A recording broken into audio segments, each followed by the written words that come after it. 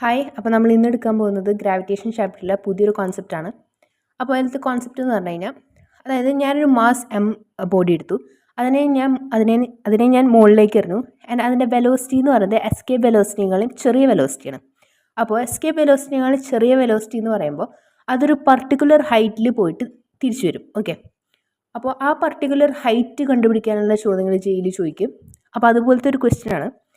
A body of mass m is projected with velocity lambda escape velocity in vertically upward direction from the surface of the earth into space. And it is given that Ve is escape velocity and lambda is less than 1. If air resistance is considered to be negligible, then the maximum height from the center of the earth to which the body can go will be.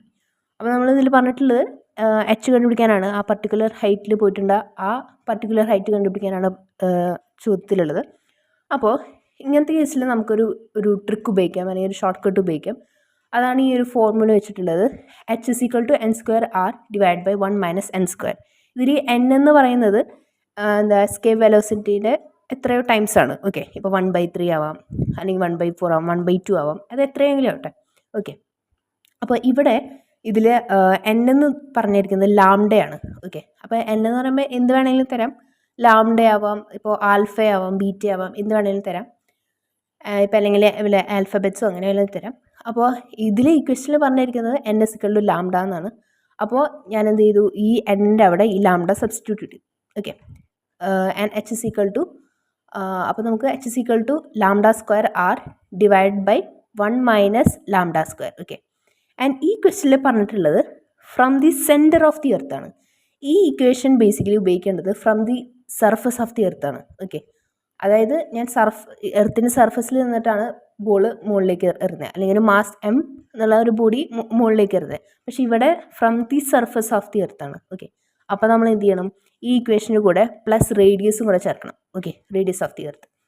ഇപ്പോൾ സെൻറ്ററിൽ നിന്ന് സർഫസുള്ളൊരു ദൂരം radius ആണല്ലോ, അതുകൊണ്ടാണ് നമ്മൾ r ചേർത്തത്. Okay, അപ്പോൾ എന്നിട്ട് പ്ലസ് r ചെയ്ത് കഴിഞ്ഞാൽ ക്രോസ് മൾട്ടിപ്ലൈ ചെയ്യുക. അപ്പോൾ നമുക്ക് ഈ λ²r മൈനസ് λ²r കട്ടാവും. ആൻഡ് അറ്റ് ലാസ്റ്റ് നമുക്ക് r/1 - λ². അപ്പോൾ ഈ ഒരു ക്വസ്റ്റ്യൻ നമുക്കൊരു എന്താ പറയുക, കൂടിപ്പോയൊരു 20 സെക്കൻഡിനുള്ളിൽ ചെയ്യാം. ഇപ്പോൾ പക്ഷേ വേറെ ഗൈഡിലുകളൊക്കെ നമുക്ക് ഇതിൻ്റെ സൊല്യൂഷൻ നോക്കുന്ന സമയത്ത് കുറച്ചുകൂടെ ഡിഫിക്കൽട്ടായിട്ടുള്ള മെത്തേഡിൽ കൂടെയാണ് ചെയ്യുന്നത്. അപ്പോൾ ഈ ഒരു ഇക്വേഷൻ ഉപയോഗിച്ച് നിങ്ങൾക്ക് പെട്ടെന്ന് തന്നെ ആൻസറിലോട്ട് എത്താം. ഈ കോൺസെപ്റ്റ് വെച്ചിട്ടുള്ള ഒരു അടുത്ത ക്വസ്റ്റ്യൻ നോക്കാം. A body is projected vertically upwards from the surface of earth with a velocity equal to 1/3 of escape velocity. The maximum height attained by the body will be. അപ്പോൾ ഇവിടെ നമുക്ക് പറഞ്ഞിട്ടുള്ളത് H കണ്ടുപിടിക്കാനാണ്, അതായത് ആ പർട്ടിക്കുലർ ഹൈറ്റ് കണ്ടുപിടിക്കാനാണ് ചോദ്യത്തിലുള്ളത്. അപ്പോൾ ഇവിടെ നമുക്ക് n എന്നുള്ളൊരു ന്യൂമറിക്കൽ വാല്യൂ തന്നിട്ടുണ്ട്, അതായത് 1/3. ഓക്കെ, ക്വസ്റ്റ്യനിൽ പറഞ്ഞിട്ടുണ്ട് ഇറ്റ്സ് എന്താ പറയുക 1/3 ടൈംസ് ഓഫ് എസ്കേപ്പ് വെലോസിറ്റി. അപ്പോൾ നമ്മൾ എന്ത് ചെയ്യണം, ആ n-ൻ്റെ അവിടെ 1/3 സബ്സ്റ്റിറ്റ്യൂട്ട് ചെയ്ത് കൊടുക്കണം. ഓക്കെ, അപ്പോൾ ആ ഇക്വേഷൻ എടുക്കുക. H = n²r/1 - n². ആ n-ൻ്റെ അവിടെ 1/3 സബ്സ്റ്റിറ്റ്യൂട്ട് ചെയ്ത് കൊടുക്കുക.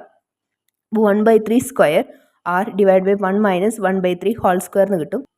അപ്പോൾ നമുക്ക് r/9 ഡിവൈഡ് ബൈ 8/9 കിട്ടും. ആൻഡ് അത് സോൾവ് ചെയ്യുന്ന സമയത്ത് r/8 കിട്ടും. ആൻഡ് ക്വസ്റ്റ്യനിൽ r = റേഡിയസ് ഓഫ് എർത്ത് എന്ന് തന്നിട്ടുണ്ട്. റേഡിയസ് ഓഫ് എർത്ത് നമ്മൾ ബൈ ഹാർട്ട് ചെയ്യണം. That is 6400 kilometre. Okay, and ആ ആറിൻ്റെ അവിടെ 6400 സബ്സ്റ്റിറ്റ്യൂട്ട് കൊടുക്കുക and divide by 8. At last നമുക്ക് 800 കിലോമീറ്റർ ആൻസർ കിട്ടും. ഇനി നമുക്ക് എസ്കേപ്പ് വെലോസിറ്റി റിലേറ്റഡ് ആയിട്ടുള്ള വേറൊരു ക്വസ്റ്റ്യൻ നോക്കാം. The escape velocity for a body projected vertically upwards from the surface of Earth is 11 km/s. If the body is projected at an angle of 45 degree with the vertical, the escape velocity will be. അപ്പോൾ ഇവിടെ ചോദിച്ചിട്ടുള്ളത്, അതായത് ഇവിടെ escape velocity എന്ന് പറയുന്നത് 11 km/s ആണ്. And ആ ഒരു ഒബ്ജക്റ്റ് തന്നെ ഞാൻ 45 ഡിഗ്രി മുകളിലേക്ക് എറിഞ്ഞു എന്ന് വെച്ച് കഴിഞ്ഞാൽ അപ്പോൾ അവിടെ ഉണ്ടാകുന്ന എസ്കേപ്പ് വെലോസിറ്റിയുടെ ചേഞ്ച് ആണ് ചോദിച്ചിരിക്കുന്നത്. അപ്പോൾ ഇവിടെ ബേസിക്കലി നമ്മൾ അറിഞ്ഞിരിക്കേണ്ട ഒരു കോൺസെപ്റ്റ് എന്ന് പറഞ്ഞു കഴിഞ്ഞാൽ എസ്കേപ്പ് വെലോസിറ്റി ആംഗുലർ ഡിപ്പെൻഡൻ്റ് അല്ല. Okay, and it is independent of angular. Okay, and ഇവിടെ അപ്പോൾ ഇതിൽ ആൻസറായി വരുന്നത് 11 km/s തന്നെയാണ്. കാരണം എസ്കേപ്പ് വെലോസിറ്റി അതിൻ്റെ ഇക്വേഷൻ എന്ന് പറയുന്നത് √2 G/m/r ആണ് അല്ലേ? അപ്പോൾ അത് എന്തിനൊക്കെ ഡിപ്പെൻഡ് ചെയ്യുന്നത്? ഈ യൂണിവേഴ്സൽ ഗ്രാവിറ്റേഷൻ കോൺസ്റ്റന്റ് ഡിപ്പെൻഡ് ചെയ്യുന്നുണ്ട്, മാസ് ഓഫ് ദി പ്ലാനറ്റിന് ഡിപ്പെൻഡ് ചെയ്യുന്നുണ്ട്, അതുപോലെ തന്നെ റേഡിയസ് ഓഫ് ദി പ്ലാനറ്റിന് ഡിപ്പെൻഡ് ചെയ്യുന്നുണ്ട്. ഓക്കെ, അപ്പോൾ ഈ എന്താ പറയുക, ഇതിലുള്ള G/m-നും r-നും മാത്രമാണ് എസ്കേപ്പ് വെലോസിറ്റി ഡിപ്പെൻഡ് ചെയ്യുന്നുള്ളൂ. ഒരു it is not at all angular ഡിപ്പെൻഷൻ.